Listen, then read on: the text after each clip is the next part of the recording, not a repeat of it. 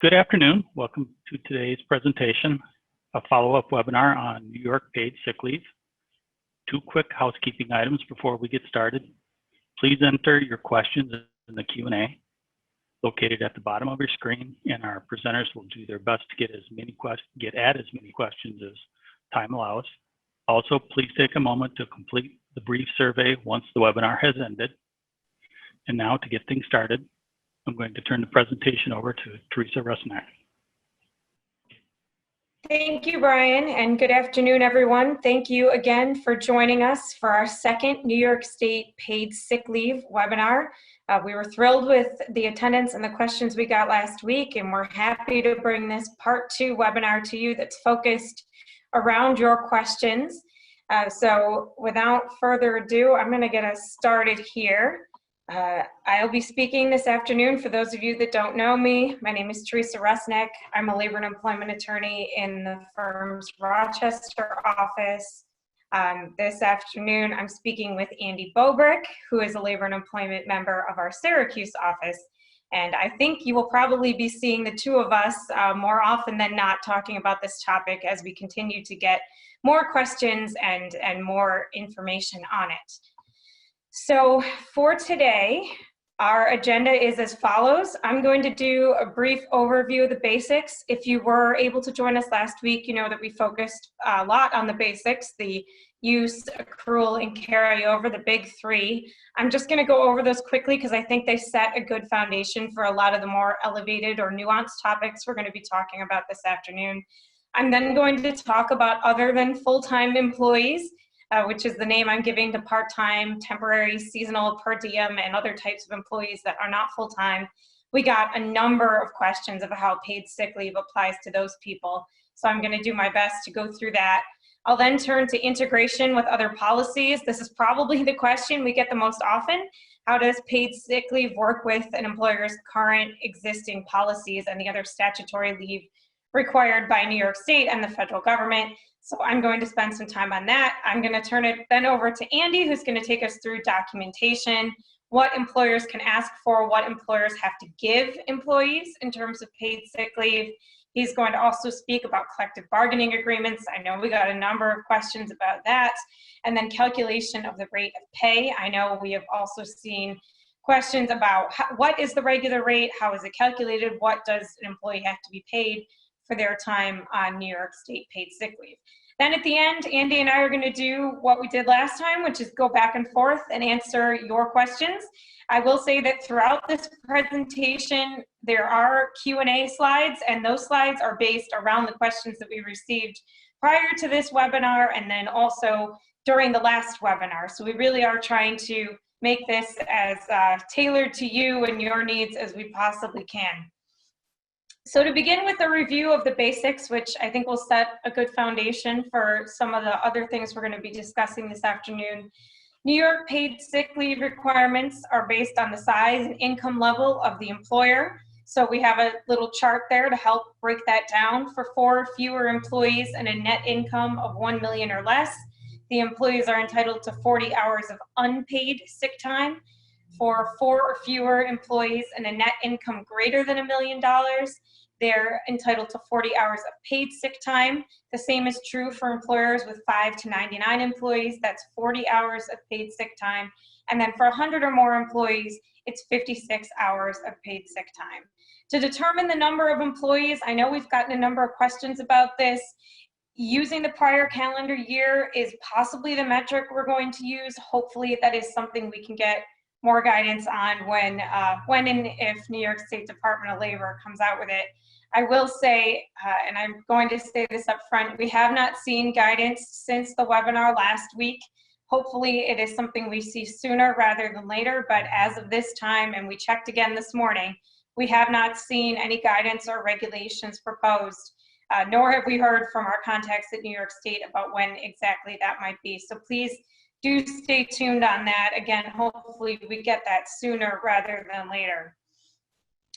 Accrual of New York paid sick leave must begin on September 30th, 2020 if you're going to do the accrual method. If you're front loading, you can front load as of January 1, 2021, which is when the use of New York paid sick leave must begin for employees. That's the date they can start using their accrued or front-loaded leave. The paid sick leave law does provide for job restoration, non-discrimination, and non-retaliation recovery, typical to what you might expect. If someone goes out on paid sick leave, they have to be returned to the same job with equal benefits and pay. You can't discriminate or retaliate against someone for using paid sick leave or advocating for their rights under paid sick leave. New York State paid sick leave use and availability tracking is required. Andy is going to talk more about that, what type of documentation employers need to have in place in terms of letting employees know how much leave they have or how much leave they've used in any given year or time period. And then, as I said, we still have no guidance or regulations from the New York State Department of Labor. And of course, the second we do, we'll update our blog and we'll set up another webinar for all of you. To continue with our review of the basics, employers can choose to have New York State paid sick leave accrue at a rate of 1 hour earned for every 30 hours worked, or as I alluded to earlier, it can also be front-loaded. There is mandatory employee carryover between calendar years or the accrual year length. You can pick any 12-month period. For under 100 employees, they must be able to use up to 40 hours a year. For 100 or more employees, they must be able to use up to 56 hours a year for New York paid sick leave purposes. The maximum use increment allowable is 4 hours of New York State paid sick leave.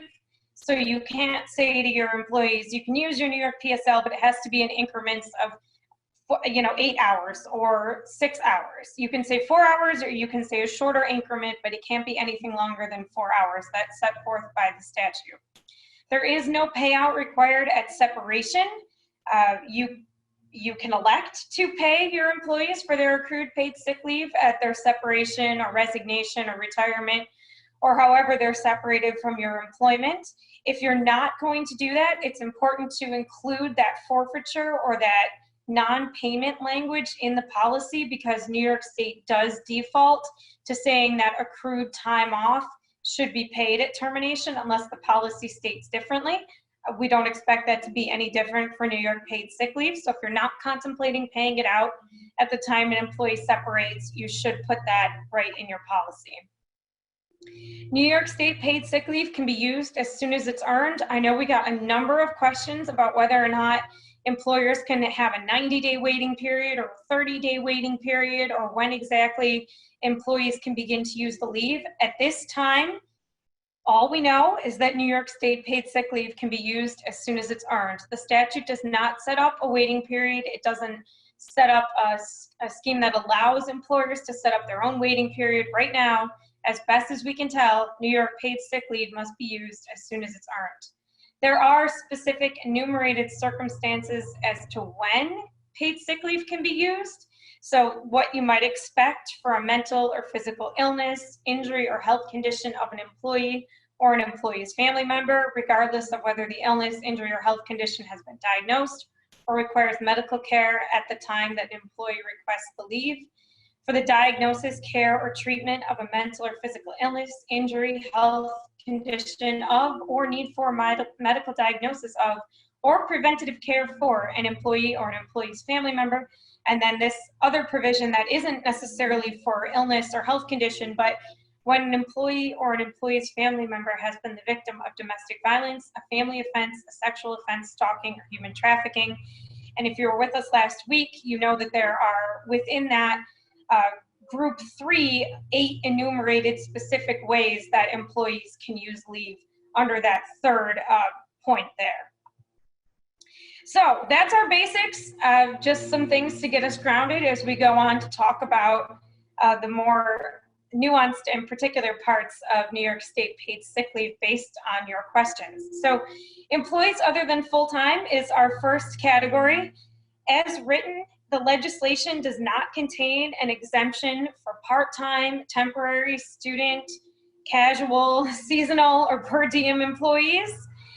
So really, the definition of employee in this statute scheme that the statute is found in is quite broad, and the statute itself does not narrow that definition at all. So at this time, we have to assume that if you issue an IRS Form W-2, that the worker is a covered employee for purposes of New York State paid sick leave.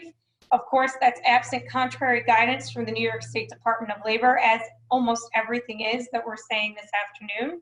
That being said, for the time being, assume that if you issue them a W-2, they are going to be a covered employee for purposes of New York State paid sick leave, and they need to be allowed to either accrue the leave or have the leave front-loaded. So that brings us nicely to our first question, and it's a question we got from a number of different people. How do we calculate and front-load New York State paid sick leave for part-time, temporary, and seasonal employees? So this is not addressed in the statute. The statute does not tell us how we calculate and front-load paid sick leave for other than full-time employees. However, we can venture to say that there will be a couple of potential options, which include prorating based on the number of hours worked in a set previous time period, like a year, 6 months, or 6 weeks, or 30 days, or whatever it might be, or a proration based on the number of hours scheduled in the current year or expected to be scheduled in the current year. So those are some ways that we've seen leave get prorated or front-loaded for part-time or less than full-time employees in other statutory schemes. So it's possible or likely that that is also the way it will work for this, but we, again, do not have anything specifically in the statute to speak to that. The second question we get a lot on other than full-time employees is, can a part-time employee still accrue up to 40 or 56 hours of New York State paid sick leave?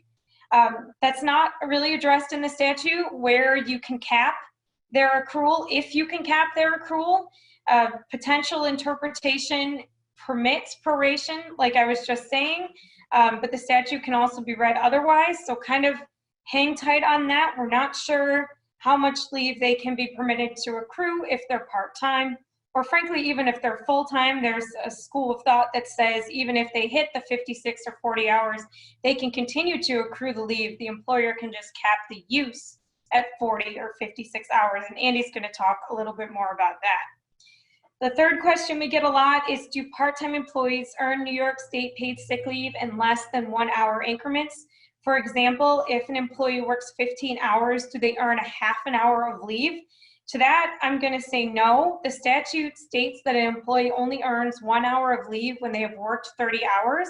It does not contemplate or require smaller accruals or accruals in smaller increments than an hour. The next question we get a lot is, does the 30 hours have to be worked in 1 week for an employee to earn 1 hour of New York paid sick leave time? No.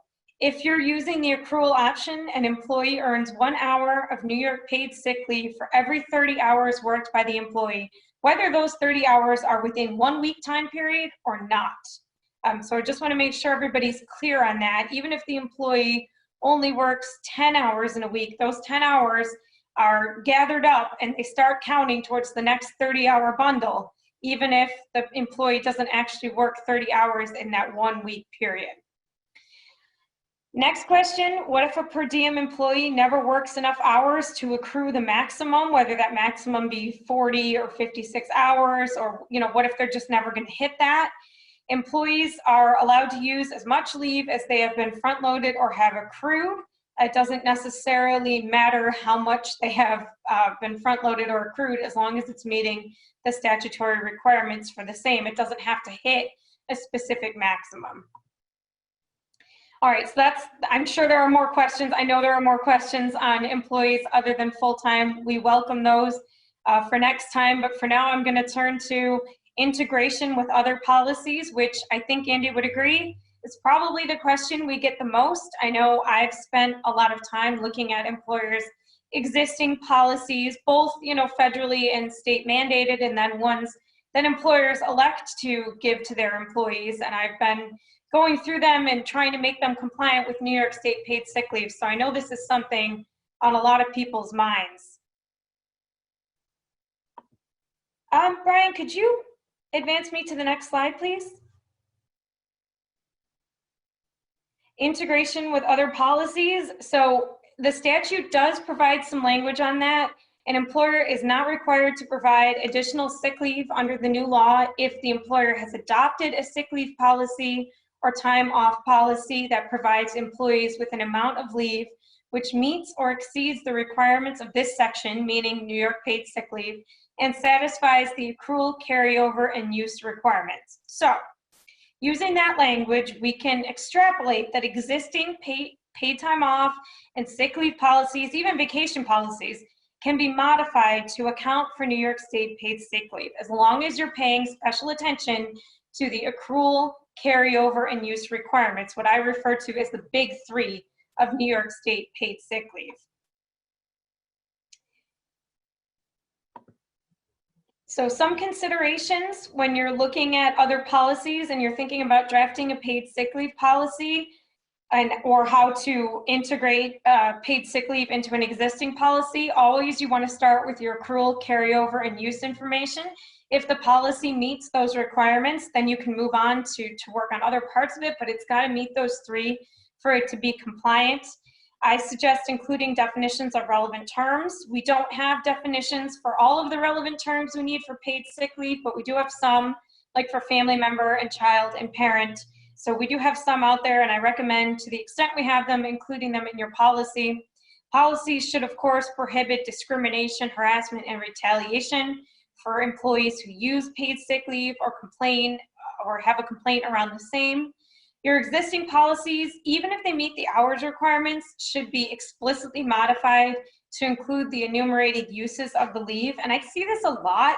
Very often, employers already provide the amount of leave that New York State paid sick leave would require them to provide. And in that circumstance, they may fall into the trap of thinking that their policy is compliant or that their policy is good enough. I would suggest strongly reviewing that policy anyway and adding the use requirements, carryover requirements, etc., just to make sure that employees are explicitly aware of the ways in which they can use their existing paid time off if you're going to combine the policies like that. Policies should reflect other leave law policies, paid or unpaid, such as federal contractor, Family Medical Leave Act, New York State paid family leave, and collective bargaining agreements. And then those policies should be modified to reflect New York State paid sick leave as well. So I get a lot of questions about integrating the policies. One of the more common ones is, can we terminate or greatly modify our existing sick leave plan or PTO policy and only use the New York State model? The answer to that is yes, you can. PTO in general is at the discretion of the employer. Employers can decide to give some PTO in New York State or no PTO. So generally speaking, there's more discretion over that than we see over some other types of policies. So yes, you can terminate your current sick leave plan and only use the New York State model, but please make sure you consider the following. And the most important thing there is that New York State assumes payout of accrued time unless otherwise stated. So I think I alluded to this before when I was talking about paid sick leave payout at termination. If a policy doesn't explicitly state that the leave is not paid out at termination, then the default position of New York State and the New York State courts is that the leave is paid out. So if you're not going to be paying out the leave, you need to make sure your policy states that explicitly.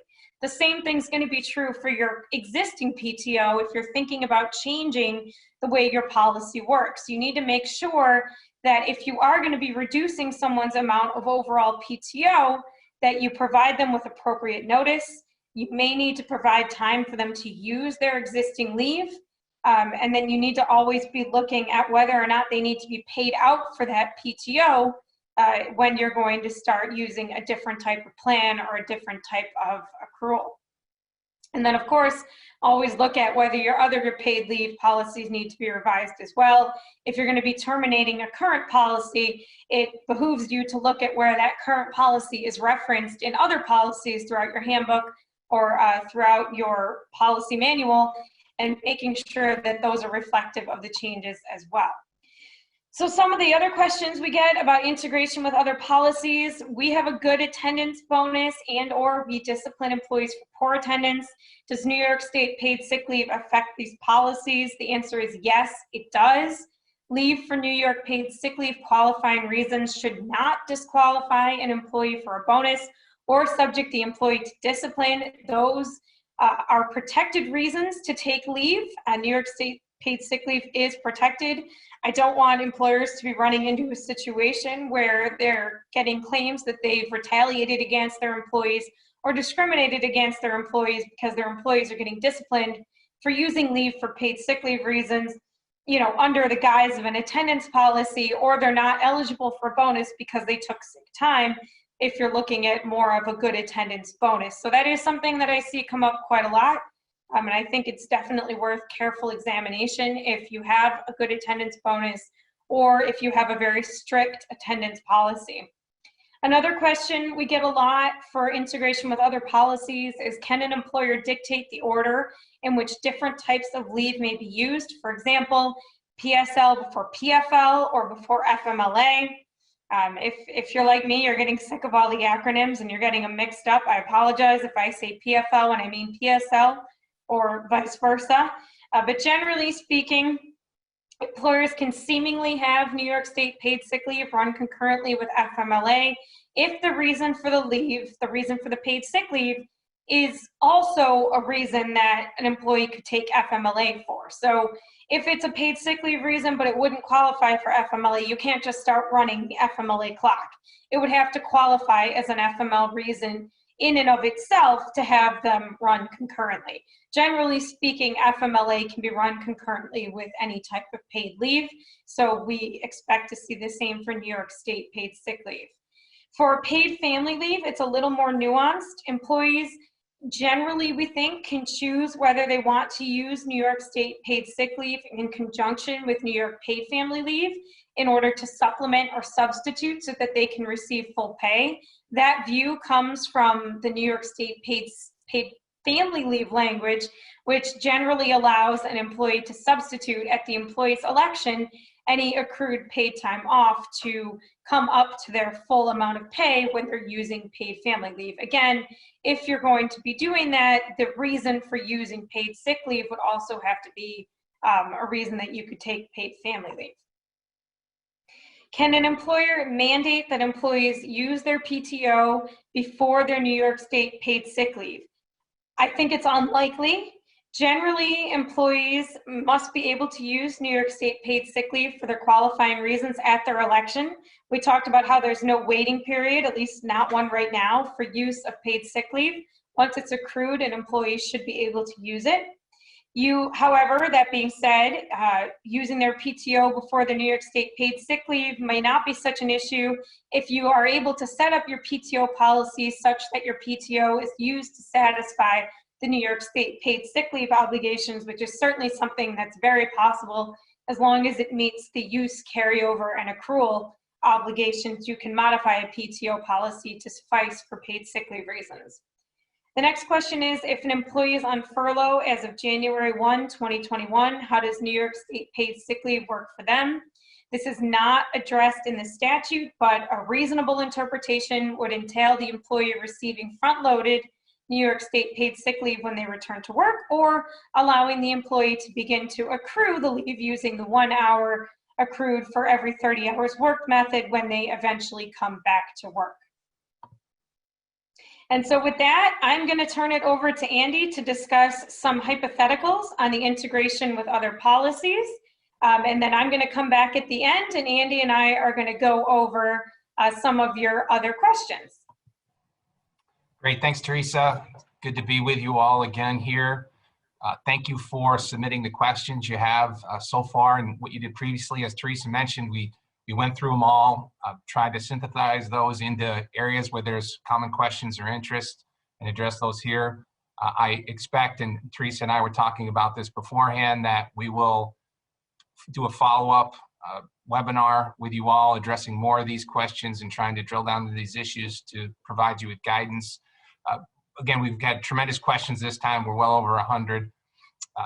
What I would recommend for you, a lot of these things are are going to depend on your individual circumstances, your individual policies. And so it's tough to answer these sometimes with such a broad brush. What I would encourage you to do is work with your bond attorney or your legal counsel to address those issues so that you make sure you're comfortable moving forward and get the right advice that's tailored to your particular organization or business. But we wanted to give you a couple hypotheticals just to walk through that get at this issue of, all right, well, I have these policies now. What do I need to do to be compliant with the paid sick leave law in New York? So here's two hypotheticals. Hopefully they hit the mark, at least in a couple respects, for your particular business or organization. So in our first one, we have a fairly large, mid-sized manufacturing company, 250 employees here in New York. They already have a PTO policy in place. It's a general PTO policy, so it's intended to cover all forms of leave that an employee may have. So whether they're sick, whether it's vacation, whether it's personal, whatever it is, they have this bank of time that's available to them. They have to work for a year before they're eligible for this PTO, however. They get no paid time off before that year period. And then depending on how long they're with the business, they are potentially eligible to earn more time, more PTO time. All the time is front-end loaded at the beginning of the calendar year and must be used in full-day increments. Again, a common feature that we see in PTO policies. At the end of the year, any unused time is forfeited unless there's special circumstances, maybe where an employee wasn't allowed to take a vacation time because of a scheduling issue at the plant, or other circumstances that, in fairness, warrant a rollover and not a forfeiture or a payment. And also, it's not paid out at the end of employment. So here we have, I think, a few issues. And I go back to law school, and the first skill that you really learn and continue to hone throughout law school is issue spotting. And I think that's what we have to do right now with our policies. We have been trained up and given background on the statute, what the requirements are, and then we got to take a look at our policies and issue spot. And by issue spot, I mean, what are those things that we may need to review more closely and potentially amend so that our policy is compliant with the requirements of New York State paid leave? Here, there's a number of issues to spot. I think first and foremost is the fact that no one is eligible for any PTO time during the first year of employment. I think that's an issue, at least under the current statutory language, and absent some contrary guidance from the state. Employees, again, there's no minimum work or hours worked requirement for employees to be eligible for paid sick leave in New York. They're eligible for it immediately upon hire. So that 1 year gap where there's no eligibility for any PSL or no paid time off under our existing policies for that first year period, that's a problem. It's a compliance issue that we're going to need to rectify in some way. And again, it's not that we necessarily need to provide a PTO for all employees beginning on day one, but rather we need to make sure that we do have paid leave provided in accordance with the new statute during that first year period, paid sick leave available. The other issue here is even after 1 year of service, we still have a compliance issue. This is a larger employee. They're obligated to provide 56 hours of paid sick leave. And so those employees from the 1 to 3 year of service aren't going to have enough time. Assuming we get credit for the PTO towards the PSL, that's still not enough time. There's a 16-hour gap there. And I think it's fair to say we need to rectify and address that gap. Again, the answer isn't necessarily just to provide an additional 16 days of PTO. It could be a more precise and limited rectification such that we provide 16 additional hours for any qualifying reason under the PSL statute in New York. As the years progress, we have less of an issue between 3 to 5 and 5+, where we have enough time in there. What we want to do in that situation, though, is to make very clear that employees can use that PSL time for any of the qualifying reasons they can use that PTO time for any of the qualifying reasons under the PSL legislation. No problem with front-end loading it at the beginning of the calendar year. That's perfectly fine and compliant with the PSL requirements. However, here the issue is that it must be used in full increments, full day increments. I think that's a problem. here. As Teresa mentioned, I know this is a point where there's considerable confusion because we're talking about a kind of simultaneously a maximum and a minimum amount of use that we can set. But I want you to think of it as increments. And what the statute says is that the largest increment of time that we can require an employee to use the PSL is 4 hours. So that means we could do 30 minutes. They could use that bank of 40 or 56 hours in 30-minute increments, in 1 hour increments, in 2 hour increments, in 3 hour increments, or in 4 hour increments. And why that's key is because that will essentially provide more or less flexibility in terms of how it's used. But the problem with this current policy and this hypothetical is that it's saying you have to use a full day, let's say that's 8 hours, whenever you go out. Right? You have to take a full day and use that full day. And that would be in violation of the statute because this is the maximum amount that you can allow the employee to use is that 4 hours of time. Again, here, I think we have an issue of the forfeiture too at the end of the year. Clearly, the legislation says that we have to allow employees to carry over any unused time. We can set a cap on how much they use during the year, but we have to allow them to roll over any earned unused or accrued unused time until the next year. So I think we have to revise our policy, at least with respect to the PSL time. And this is where we get into, you know, do we really want to have one policy? Do we want to have two policies? Again, there's no one size fits all approach here, or one size that's going to work for your organization, all organizations. I think you have to assess this, but you see some of the challenges with having a single policy that effectively would be governed by the requirements of the paid sick leave. And again, not paid out at separation here, no issue with that. We don't have an obligation to pay out the PSL at separation, and as long as we have clear forfeiture language in our policy, that we have no obligation to pay out PTO generally either.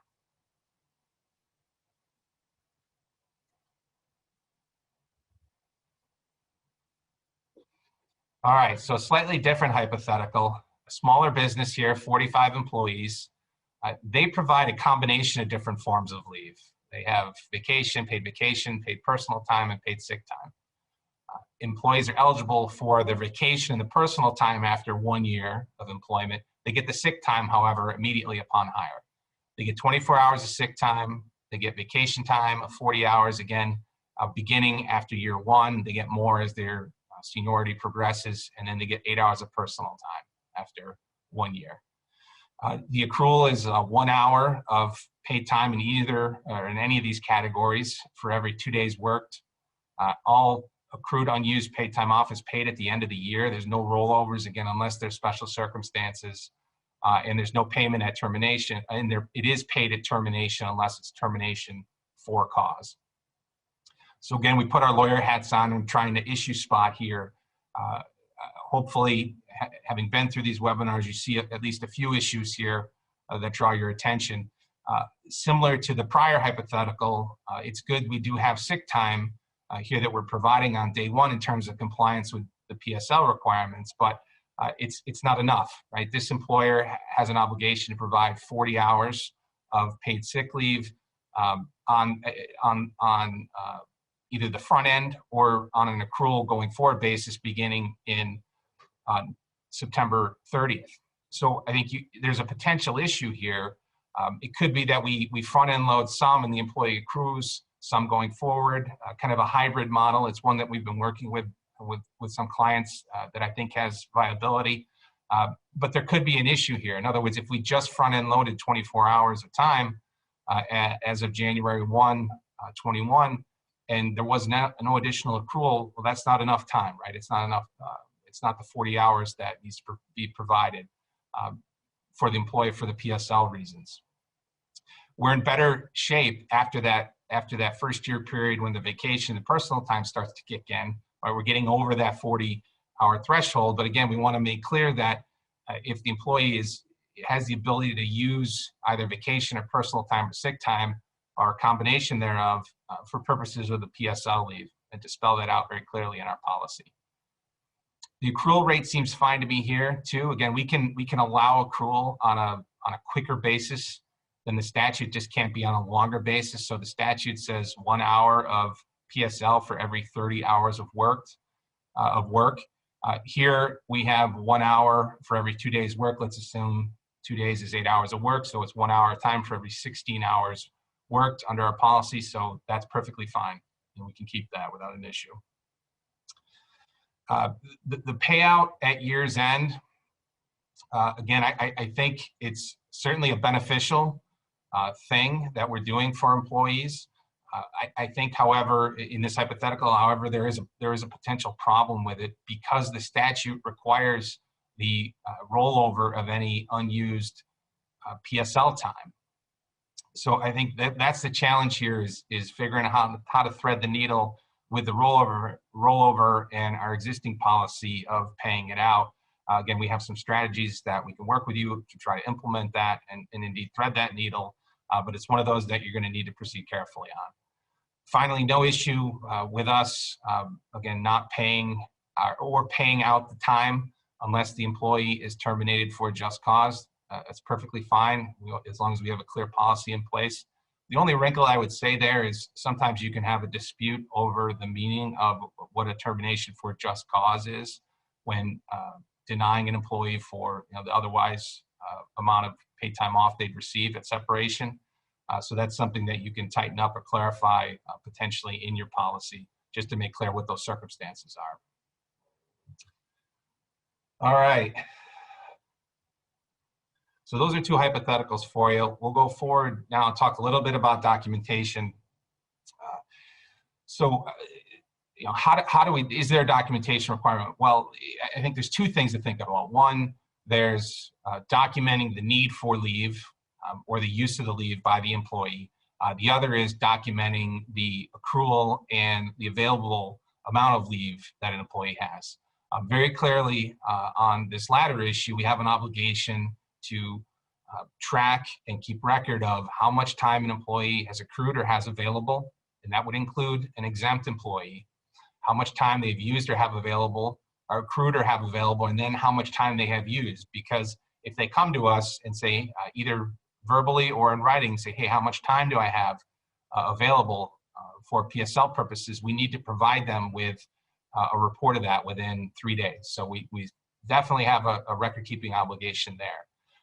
The second is, well, what about the need for leave? Is there some way that we can seek documentation of the employee's need for leave? And we'll get to that in just a second with one of our questions, but these are some questions that we received from you. One of them, I think a good one, hey, do we need to show how much time they have available on their paycheck? No, we don't. I don't think there's any requirement in the statute to include that information on an employee's paycheck. Certainly there's a lot of things that we need to keep on their paycheck these days, much more than there was years ago, but there's no specific requirement on this. If your software allows it easily to do with your payroll system or your vendor's payroll system, perfectly fine to do that, but no, you're not required. Again, we just have to produce that upon request from an employee within 3 days. So what if we fold in our PSL into our PTO policy? Do we still have to tell the employee how much PSL they have available? I think the answer there is yes, we do. Even though it may be encapsulated in a PTO program or policy, I think we do. But in that case, if we're saying, hey, you can use this PTO for PSL purposes, it may be sufficient just to reference how much PTO they have available. So do employees have to provide notice to use New York PSL? There's no requirement that they do so in the statute. We've gotten a lot of questions about this. There's no prior notice requirement that an employee needs to give you. So sometimes that can be an issue under paid time off policies where, hey, we need a day's notice or 48 hours notice or approval, advanced approval is required before you take paid time off. And those are perfectly fine requirements to have with respect to general paid time off or vacation time, but not with respect to the use of PSL. under that PTO program, for example. So again, it's not something that we can require an employee to give us advance notice of the need for leave, at least as the statute is written and absent different guidance from New York State. And again, keep in mind that an employee can take this leave irrespective of whether or not they have any diagnosis or seeking treatment from a healthcare provider. So again, if they're not feeling well, that's their own judgment that they're not feeling well. That's enough under the plain reading of the statute to trigger the obligation for them to receive this paid leave from us. Again, we had some questions. I know a lot of these leave programs that have come out are either reimbursed from the government, are administered through an insurance program. That's not what this is, PSL is all about. This is us as the employer providing this benefit and paying employees for this benefit, right, out of our coffers. Can an employer require medical documentation before granting PSL? Again, I alluded to this question just a minute ago. I think the answer here is not likely. Again, the statute is very clear that the employee doesn't need to have a diagnosis. They don't need to be going to a doctor. And so I don't think we can hold up their receiving this leave on us receiving some type of documentation.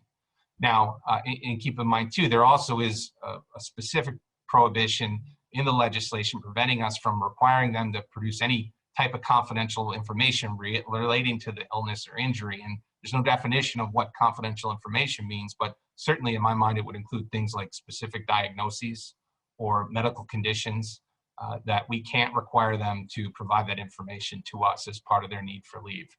So as I mentioned on the last webinar, and by the way, we pushed out a link in the chat to that prior webinar. If you weren't able to attend, we went into a little more detail on the background of this legislation. So I encourage you to take a look at that if you need to brush up on the nuts and bolts. But again, as I mentioned last time, to me, it stands to reason that we should be able to have some type of documentation of verification of the employee's need for leave. At the end of the day, it may end up being something very simplistic as a kind of check the box that they use this leave for a qualifying purpose. And perhaps even into one of the three categories that are permissible, but I'm not sure we're going to be able to do much beyond that. All right, CBAs, and I know we're getting up against the clock here, and we had some questions we want to cover at the end. The legislation is notable. It clearly addresses employers who have collective bargaining agreements and who have collective bargaining relationships with labor unions here in New York.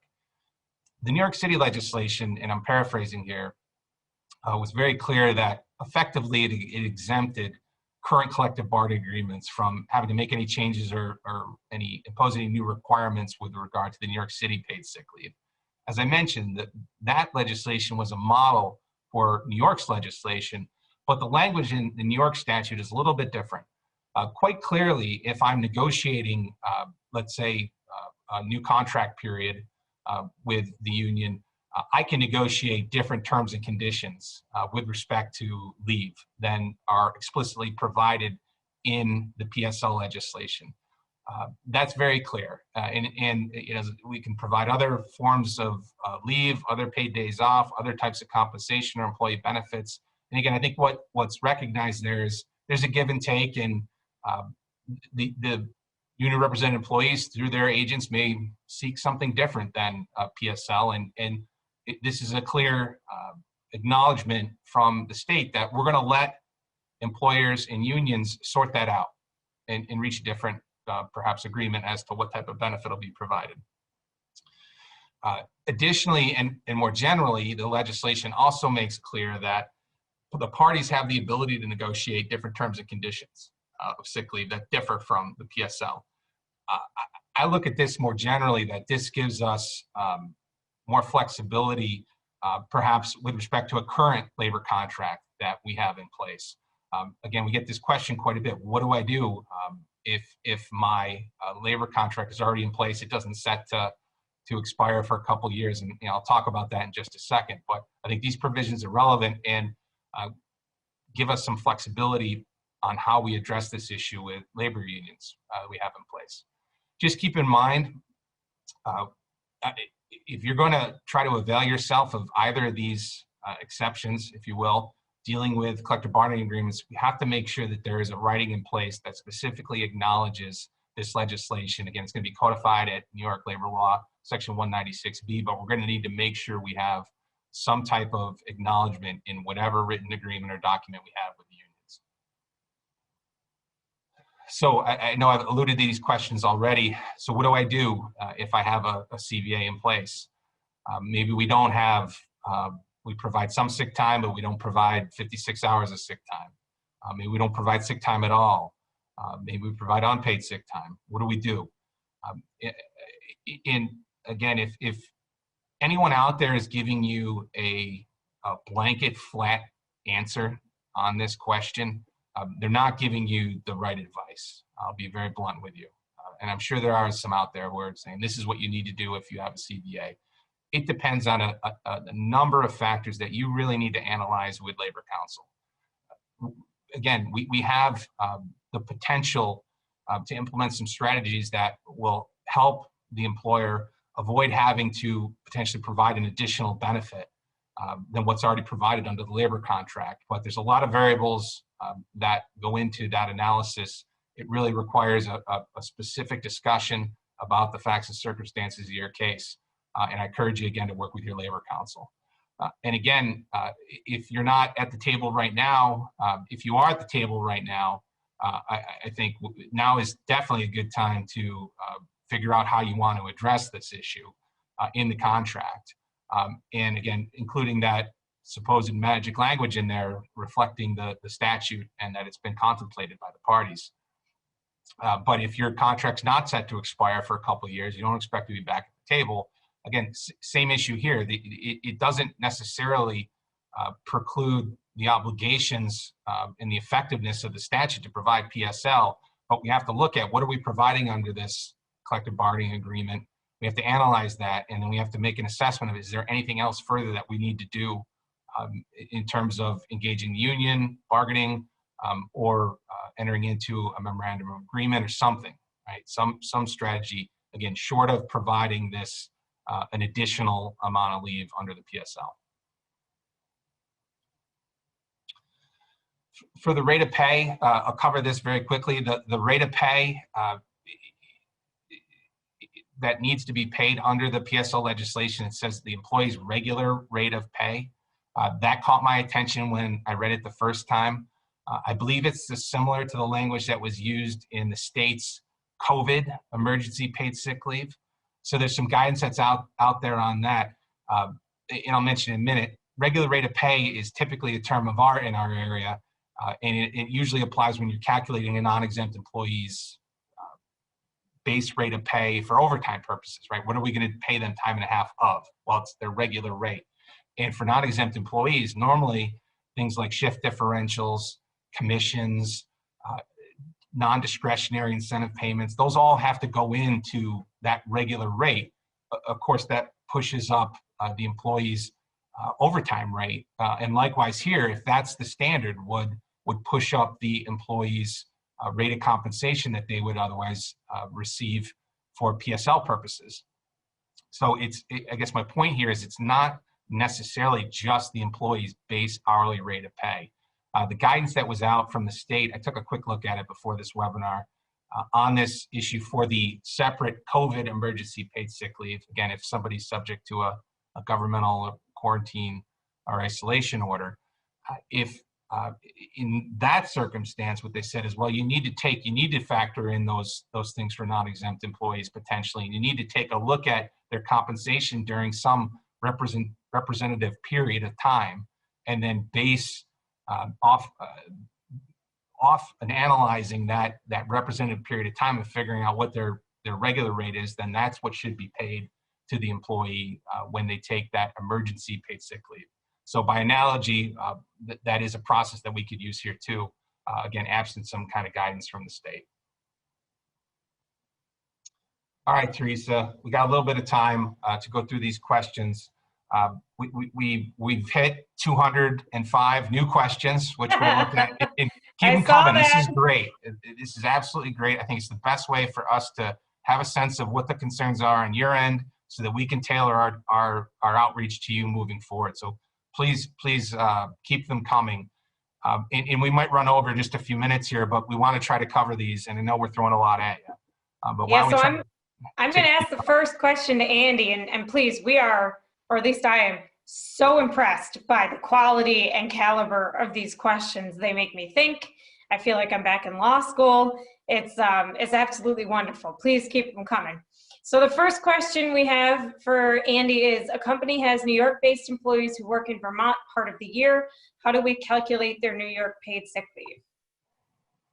Yeah, you give me the hard ones. I do, on purpose. Yeah, you step right up there. Okay, fair enough. I'll remember.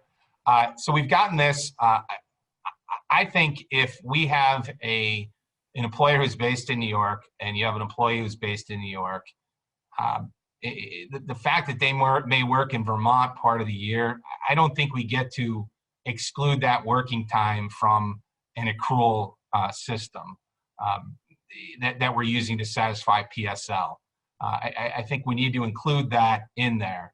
I think the question becomes a little bit more unclear and challenging if we're talking about an employee who's based out of New York State and only works for a brief period of time here in New York and is principally based elsewhere, or if we have a business that's based outside of New York and just so happens to have an employee working in New York, perhaps just part of the time. Again, that second issue, we get into a whole host of legal issues, including extraterritorial jurisdiction of a statute, and you really need to assess that on a case-by-case basis with your labor counsel. I encourage you to do that. So another question, Teresa, that we get quite frequently, hey, I'm an employee, I've accrued the max that I'm able to use under the statute. Do I get to keep accruing time beyond that 56 or 40-hour cap that I can use? So that is a great question. It's definitely one we see a lot. It's not something a statute specifically addresses. You know, it says you can cap use at 40 or 56 hours. It doesn't say anything about capping accruals. So in the absence of that and looking towards the New York City Paid Sick and Safe Time Act, which this legislation is not identical to, but is in many ways modeled after, that legislation does allow the accruals to continue even though the use is capped. So it is possible that that's the answer under this as well. But stay tuned because the statute doesn't speak to it either way. Andy, may an employee use New York State paid sick leave to care for a child with COVID-19?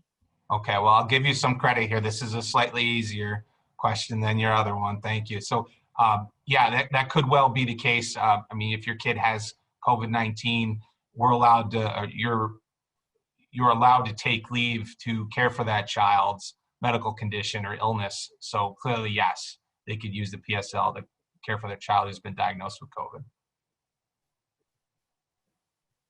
Teresa, all right, so a lot of questions on, and we got a lot more, and I think this is one where we can drill down in more detail on the next webinar.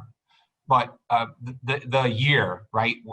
Can we pick a different date when we want to have the time front end loaded for an employee other than January 1 every year? I know many clients use fiscal years, or they'll use some other different year for this purpose. Yes, and this is one of the few things the statute actually does give us some clarity on.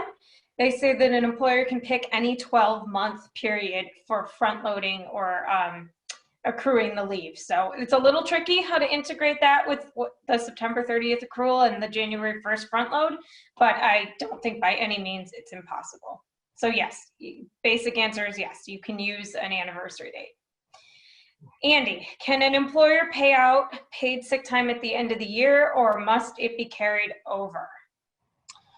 Yeah, I alluded to this in my presentation before. I mean, again, it seems beneficial to the employee to get a payout rather than a potential use of time moving forward.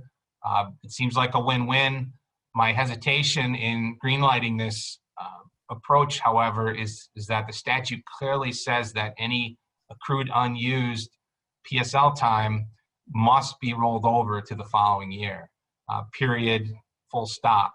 So I'm concerned there that if we're paying this out, that's not compliant, and we could wind up in the situation where a regulator comes and says, well, that's perfectly fine that you paid that out at the end of the last year, good on you, but you still have to provide this paid leave in the subsequent year. And so we get dinged twice for that. So I think we have to be very careful in implementing that kind of payout plan. All right, Teresa. So this is a tougher one. Yeah, this time I get the hard one. That's complex. So the fair is fair, but what do we do with these exempts? We don't have them record any of their time worked. We may have very generous leave policies where, it's basically de facto or expressly unlimited paid time off that we give them. What do we do with them with the PSL? So it's an excellent question. It's one I know we've both been receiving a lot. How do we do this with exempt employees who we're not used to tracking the time for? So it's not going to be the same for every employer. At some workplaces, exempt employees generally tend to work 8 hours a day, and it's not that difficult to track their hours, and they don't have that many exempt employees. At other workplaces, exempt employees, employers aren't really sure how many hours they're working a week because they're exempt. Their salary covers all hours worked. So, some things you can do is look at the way that you track leave, other types of leave for exempt employees to the extent that you do. Do you track their vacation leave accruals? Do you track paid time off accruals? What systems do you use for that? You can also look at how you track leave for your non-exempt employees in terms of your different systems for tracking that, whether it's a payroll provider or something else, and see if you can sort of use that to apply to your exempt employees as well. And again, I really want to stress here that one size is not going to fit all when it comes to tracking the time for exempt employees.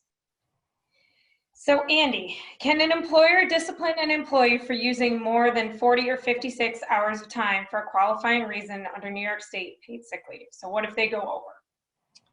Well, the way I would answer this question is to say that if they've been provided and have used the maximum amount of time that we're obligated to provide under the PSL legislation, they're not protected after that period, right? So we could, in theory, take appropriate action pursuant to our attendance and leave policies, right, based on excessive usage or absence from work.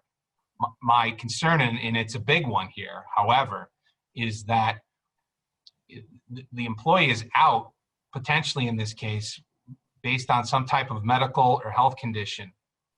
And so once that's the case, even though we may take PSL or FMLA, for that matter, off the table because we've satisfied our obligations under those statutes to provide the leave required, there's still other potential compliance issues, not limited to our obligations to provide reasonable accommodations to persons with disabilities, qualified individuals with disabilities, under certainly the New York State Human Rights Law, the New York City Human Rights Law, as well as the Americans with Disabilities Act. So again, it's a good question, and I think you're going to have to evaluate that circumstance on an individual basis. And again, making sure you're checking off all these issues that you need to vet and clear before proceeding with the disciplinary act.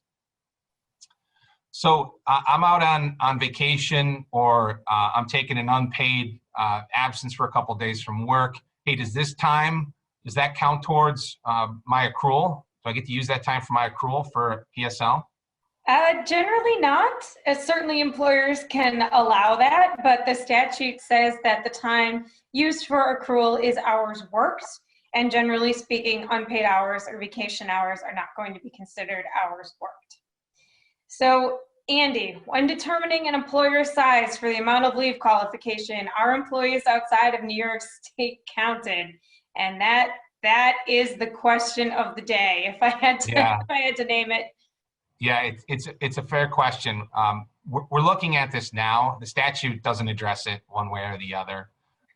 Again, this is a New York state law. There's a question of to what extent does the statute have jurisdiction beyond the boundaries of this. I think this is one where you need to work with your attorney. You need to talk with her about these issues and get an approach that's comfortable with you. I don't think as we sit here right now, we can rule out you having to count employees who may be working outside of New York when fixing that threshold. Where do I fall in threshold and the amount of benefits I need to provide? How about if we want to pay out any unused PSL at retirement, but we don't want to do it at a regular separation, voluntary or involuntary? Yep, I think you could do that as long as, again, you're making sure your policy is clear about when and how much of PSL is going to be paid out. All right. Okay, Andy, anything to add to that, or should I No, go not next? at all. Not at Okay. all. I was going May- to try to throw this one to you so I didn't have to answer it. That was Oh, all. yeah, sneaky. Go ahead. May an employer front load New York State paid sick leave for existing employees, but have all new employees accrue the leave? What do you think? Can you treat your existing employees different than your new hires? So I don't see anything in the statute that requires us to treat all of our employees in the exact same way. So I'm of the view, others may disagree, but I'm of the view that we can indeed do some line drawing in terms of maybe we have some people front end loaded, maybe we have others accrued on a rolling basis. At the end of the day, we just want to be perfectly clear about the legitimate, non-discriminatory reasons why we're drawing those lines, and to be able to articulate upon inquiry from state and federal official why we drew the lines the way we did, right? What's the rational basis behind that decision? So we can articulate that if need be. All right, so what about somebody who's on short-term disability, Teresa? How does it interact with PSL? And don't mean to put you. I looked at this a little bit, so I'm happy to give it a whirl if you want. But you let me know. Yeah, no, you can. I'll say what I know, and then you feel free to jump in. So I think the most common way we're going to see New York State paid sick leave interacting with short-term disability is during that 7-day waiting period for short-term disability, where employees tend to want to use some kind of paid time off. So I could see the employees being able to use their New York State paid sick leave during that 7-day waiting period. As far as whether any excess of that 7-day waiting period New York State paid sick leave can be used to supplement your short-term disability benefit, I think that's more of an open question. But Andy, if you have thoughts on it, I'd be happy to hear them. Yeah, no, I think that's right. I think the short-term disability is intended to be wage replacement. So to the extent your wages don't need replacing, to me it seems like that may be you may not be immediately eligible for the short-term disability. One potential resource for you is to contact your insurance company, the insurer that you have, or your broker for your DBL policy. They may be able to shed some light on how this all will be working. No doubt they're looking at this issue too. All right, well, we ran over today. Teresa, thanks a lot for all the overview. Thank you everyone for attending. We had a great group stay on with us here. We will be in touch. We will be doing more of this outreach. Thanks for your questions, and hang in there in the meantime. Take care. Thank you, everyone.